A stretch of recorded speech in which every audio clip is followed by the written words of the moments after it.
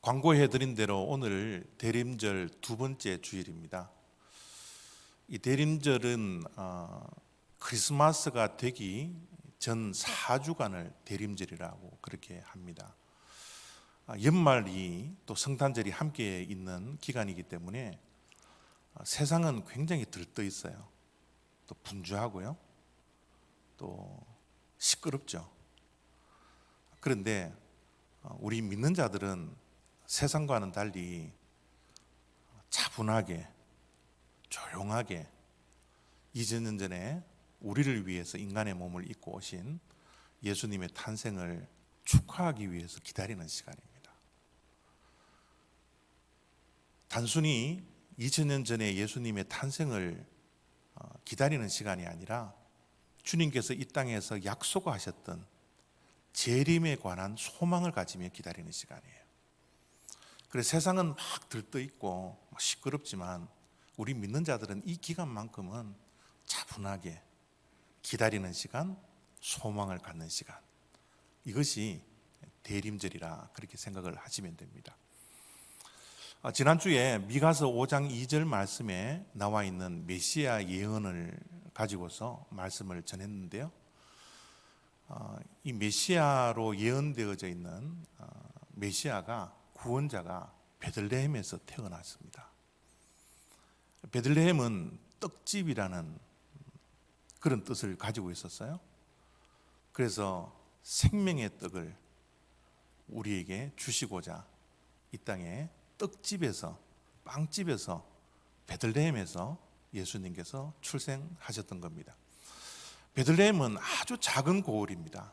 세상이 전혀 주목하지 않는, 전혀 관심을 가지 않는 아주 작은 그런 성읍이었는데요, 하나님께서 이 작은 고을에 왕 중의 왕이신 메시아를 태어나게 하신 목적이 있습니다. 이유가 있습니다. 그것이 뭐냐 하면 작은 것을 소홀히 여기지 말라는 거예요. 왜냐하면 작은이라는 단어 속에는 모든이라는 올이 포함되어져 있습니다. 그래서 우리는 큰 것을 원하고 위대한 것을 원하지만 하나님의 관심은 모든 것이 들어있는 작은 것에 관심을 가지기를 원하는 거예요. 그래서 하나님은 이 땅에서 어떻게 해요? 작은 일에 충성한 자를 큰 일을 맡기시는 거예요. 작은 일에 충성한 자를 어떻게 해요? 착하고 충성된 종이라 칭찬해 주시는 거예요. 왜냐하면 스몰 안에 all이라는 모든 것이 들어있는 것이 작은 것에부터 출발하기 때문에 그래요. 그래서 우리도 세상의 관심처럼 큰 것, 위대한 것에 관심을 가지지 말고 이 대림절을 맞이했을 때 주님께서 작은 곳에서 태어나셨기 때문에 작은 것에 관심을 가지고 작은 일에 최선을 다하는 그런 다짐들을 이 대림절 기간 동안 하셔야 된다라고 지난 주일날 말씀을 전해드렸습니다. 오늘은 이사야서에 나와 있는 메시아 예언 중에 하나를 여러분들에게 말씀을 전하고자 합니다. 이사야서 7장 14절입니다. 처녀가 잉태하여 아들을 낳을 것이요 그 이름을 임마누엘이라 하리라. 이사야 선지자도 지난주에 우리가 보았던 미가 선지자와 동시대의 인물이에요. BC 700년경에 활동하던 선지자입니다.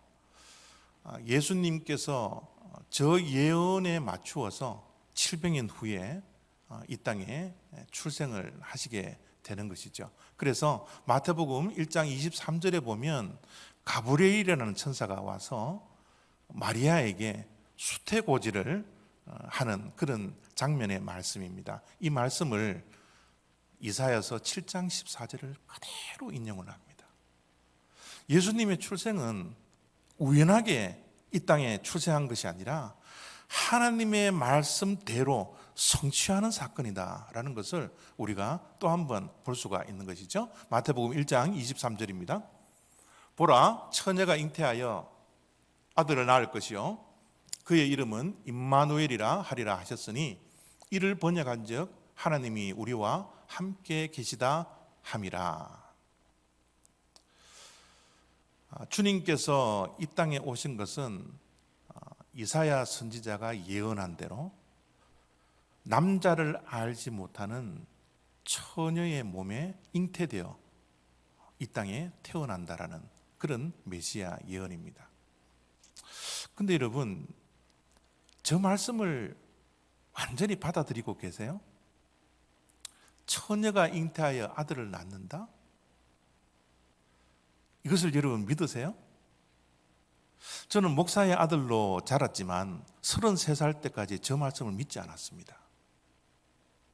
믿을 수가 없었어요. 어떻게 남자를 알지 못하는 처녀가 아이를 낳느냐고. 교회는 다니고 있었지만, 교회 활동은 하고 있었지만 저 말이 전혀 피부에 와닿지 않았어요. 어떻게 저런 일이 있을 수 있을까? 도저히 저에게는 이해에 불과한 말씀이었습니다. 그래서 어렸을 때 저런 말씀 때문에 굉장히 스트러글을 많이 했어요. 여러분들은 어떠세요? 처녀가 잉태하여 아들을 낳는다? 이 말씀을 100% 이해하시고 받아들일 수 있으세요? 예, 믿음이 있으면 아무것도 아니에요. 어느 날 우리에게 갑자기 믿음이 생겨서 저 말씀이 전혀 의심이 가지 않습니다. 그런데 믿음이 생기기 전에는 저 말씀이 정말 이해에 불과하지 않습니까? 도저히 받아들일 수 없는 말씀 가운데 하나이지 않습니까? 어떻게 이런 일이 있을 수 있느냐고. 예, 성경을 보면서 우리는 늘 어떻게라는 질문을 던지기도 합니다. 그런데 이제는 우리가 믿음이 있다면 어떻게라는 것은 과학적인 질문이고요. 이제는 신앙적인 질문으로 질문이 바뀌어야 합니다. 왜 하나님께서 도저히 받아들일 수 없는 처녀가 잉태하여 아들을 낳는 그 일을 행하셨지? 그 이유가 무엇일까? 그 목적이 무엇일까? 이제 우리는 어떻게라는 질문보다는 하나님의 말씀을 볼 때 왜라는 질문으로, 신앙적인 질문으로 자꾸 바뀌어야 합니다.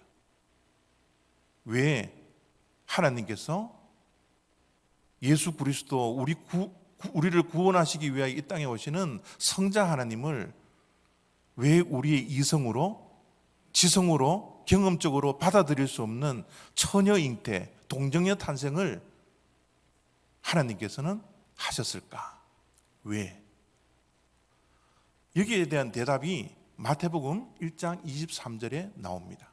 보라, 처녀가 잉태하여 아들을 낳을 것이요 그의 이름은 임마누엘이라 하리라 하셨으니 이를 번역한즉 하나님이 우리와 함께 계시다 함이라.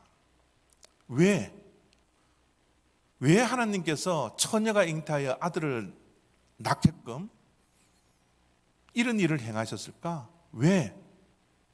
답은 임마누엘입니다.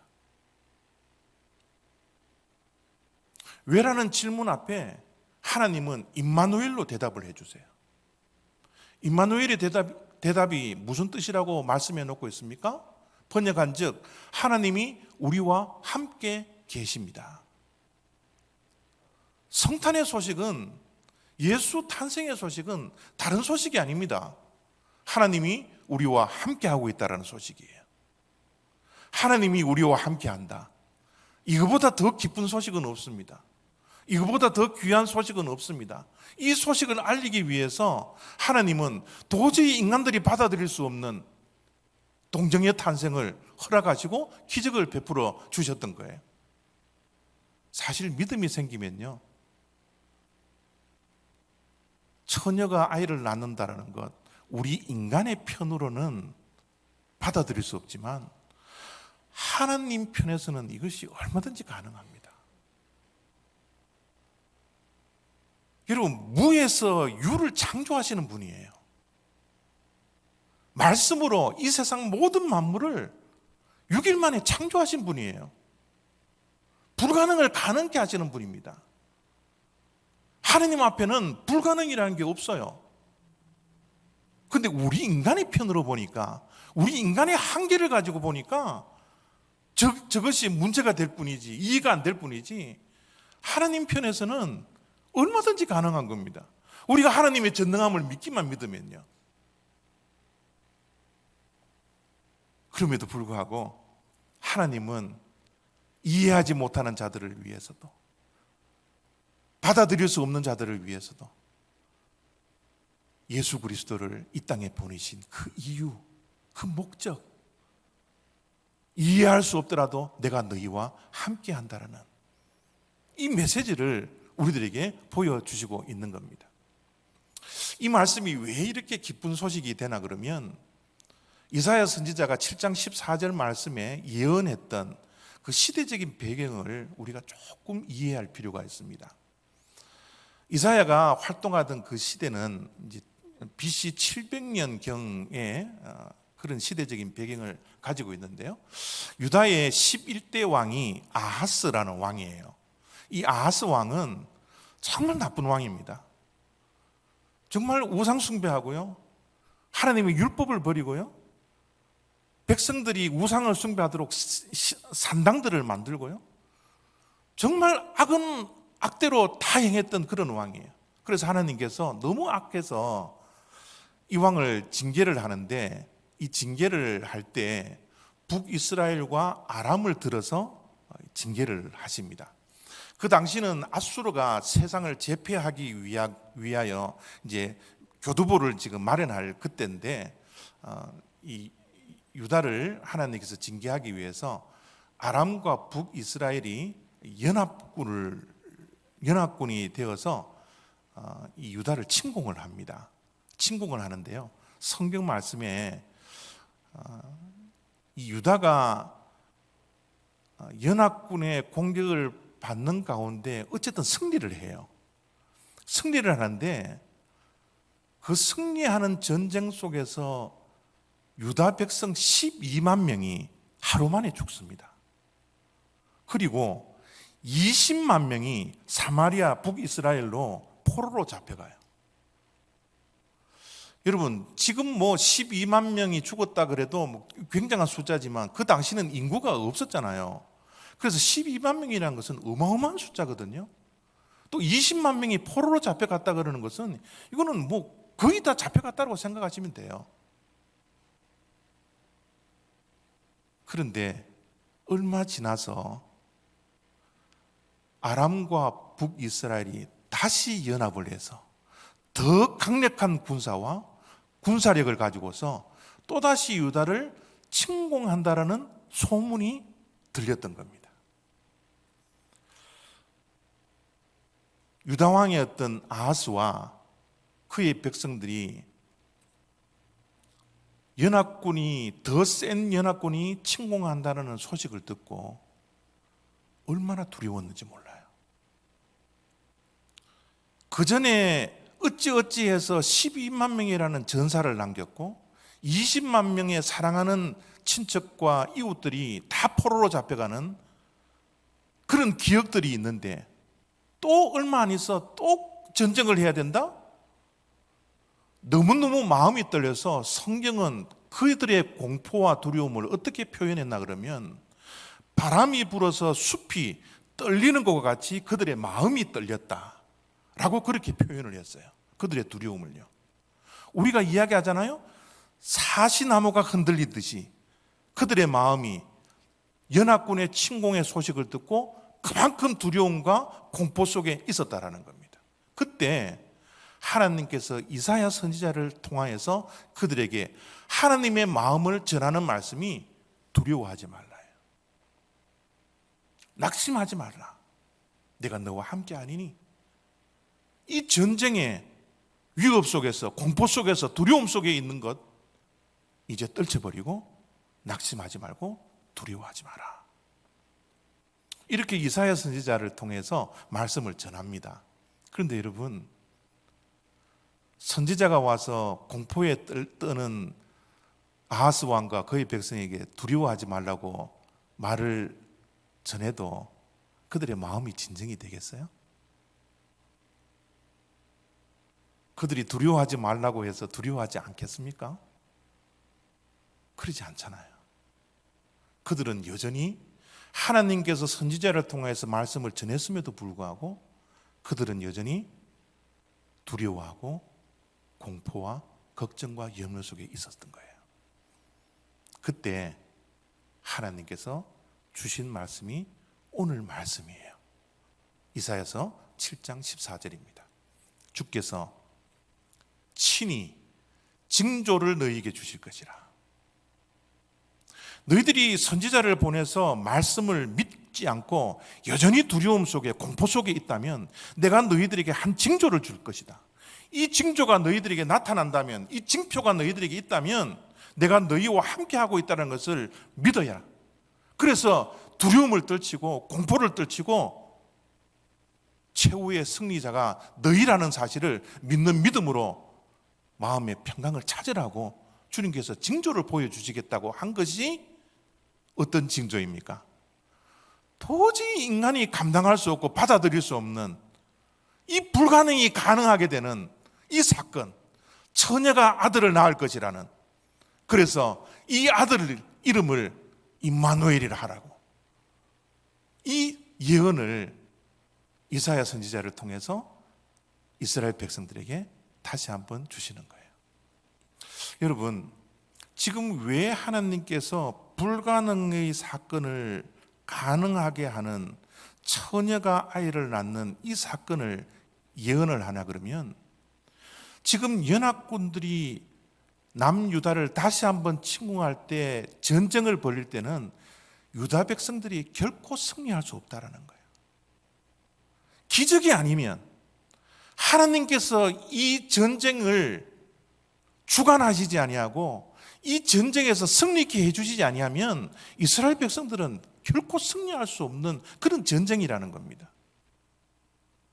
주님께서 징조를 보여주실 때 불가능이 가능하게 하는 징조를 보여주신 것처럼 지금 벌릴 전쟁도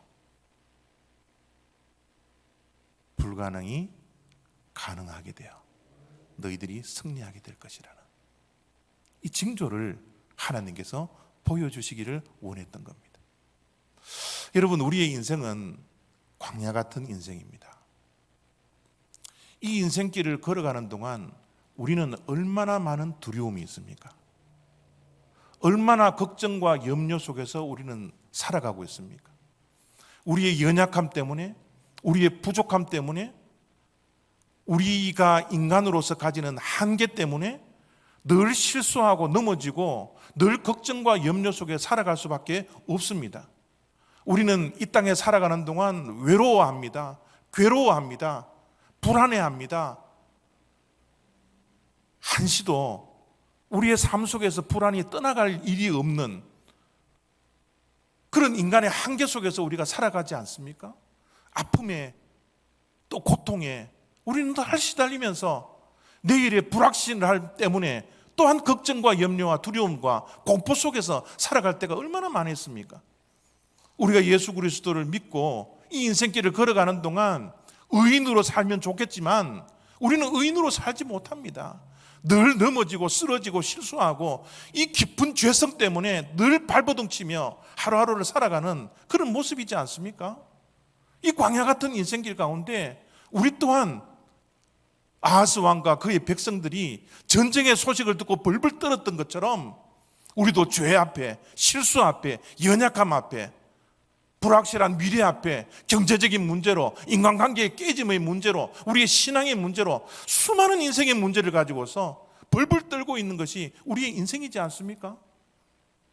하나님의 말씀을 열면 내가 너와 함께하니 두려워하지 말라고, 놀라지 말라고 주님께서 끊임없이 우리들에게 말씀함에도 불구하고 아하스가 그 말을 믿지 못했던 것처럼 우리들도 믿지 못한 채 하나님을 믿는다고 하면서 여전히 걱정과 염려 속에 평강이 없는 그런 삶들을 우리 또한 살고 있지 않습니까? 그런 불안에 떨고 있는 이스라엘 백성들에게 하나님께서는 한 징조를 보여주시는 거예요.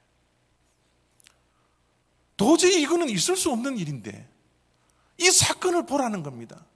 불가능을 가능케 하시는 하나님의 능력을 바라보라는 거예요. 이 징조를 볼 때마다 처녀가 아이를 낳아 임마누엘 하나님이 함께 하신다라는 그 징조를 너희들이 의심하지 말고 그 징조를 보라는 거예요. 오늘 우리들에게도 동일합니다. 우리가 이 땅에 살아가는 동안 걱정과 염려 없는 사람이 누가 있겠습니까? 인생에 문제가 없는 사람이 누가 있겠습니까? 정말 화목하게 보이는 그 가정이라 할지라도 그 가정 속에 정말 들여다보면 얼마나 많은 문제들이 존재하고 있나요? 그럼에도 불구하고 우리가 두려워하지 않을 이유가 하나가 있습니다. 그것이 무엇입니까? 임마누엘의 신앙입니다. 하나님이 여전히 나와 함께 하고 계시고 나를 버리시지 아니하고 나를 포기하지 아니하시고 나와 끝까지 함께 하시는 그 하나님, 그 임마누엘의 하나님, 그 징조를 2000년 전에 이미 이 땅에 보내주신 그 하나님께서 과거의 2000년 전에, 아니 그 수년 전부터 주님께서 사랑하시는 백성들과 함께 해주셨던 것처럼 지금 이 순간에도 앞으로도 우리와 함께 하시는 하나님, 영원히 우리와 함께 하시는 그 임마누엘의 하나님, 이 믿음이 다시 한번 이 성탄절 대강절을 통하여서 회복되라고 매년마다 연말마다 이 크리스마스가 있는 존재의 이유가 된다라는 거예요. 하나님이 우리와 함께 하십니다. 저와 함께 하십니다. 여러분과 함께 하십니다. 여러분의 자녀들과 함께 하십니다.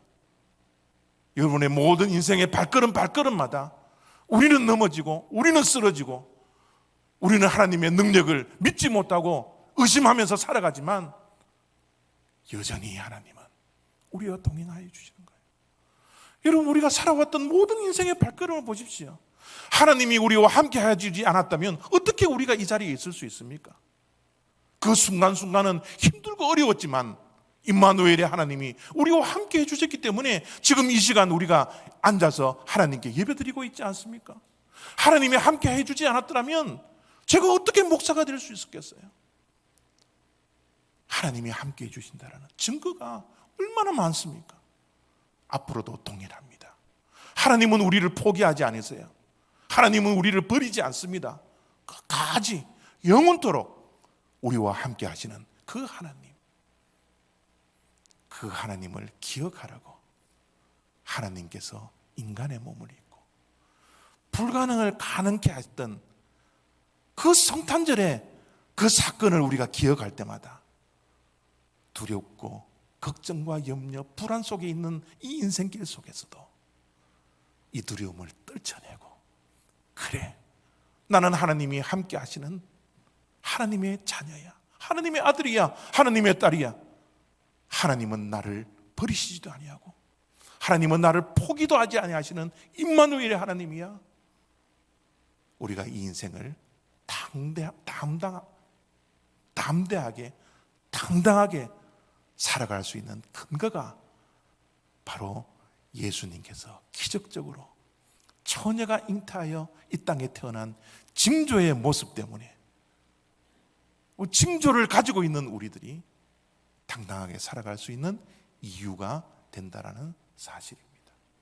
사랑하는 성도 여러분, 이 기쁜 소식을 우리가 전해 듣고 우리와 영원토록 함께 하시는 임마누엘의 하나님, 그 하나님과 동행하며 함께 하시는 하나님 손 붙들고 이 인생길을 걸어갈 수 있는 생명이 되었다는 것, 얼마나 감사합니까? 우리의 모든 감사를 가지고서 성탄절을 기다릴 수 있는 그런 대강절의 시간이 되어지기를 원합니다. 우리를 영원토록 버리지 아니하시는 그 예수님께서 재림하시는 그날을 우리가 소망하며 하루하루를 힘차게 살아가는 저와 여러분 다 되기를 부탁드립니다. 기도하겠습니다.